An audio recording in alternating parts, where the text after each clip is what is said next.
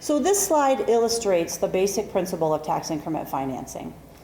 The point at the far left of this graph is day zero when you begin the process of tax increment financing. And if you have a property in your town that is dilapidated, that is blighted, that is not generating revenue, it also is not generating very much sales tax or property tax. And so on day one of the maximum 25-year period involved in tax increment, that's where the property is in terms of the revenue that it generates.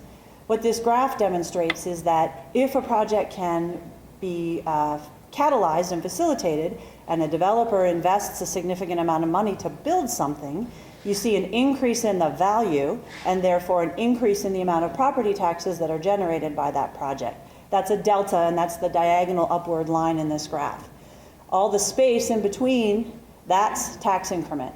That's net new revenue that's generated not by new taxes, not by increasing taxes, but by private investment investing to create additional value, because the assessor then will increase the valuation that it applies to the property. So the same mill levy generates a higher amount of taxes. And how those taxes get distributed along the bottom line is the base value.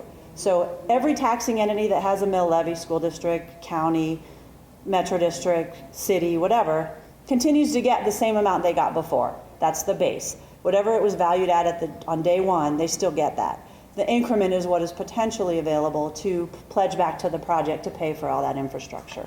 So I frequently say, and I believe it to be true, that tax increment is a way for development to pay its own way, because nobody else is paying any money into this. All of this is taxes that are paid by the property owners within a tax increment area.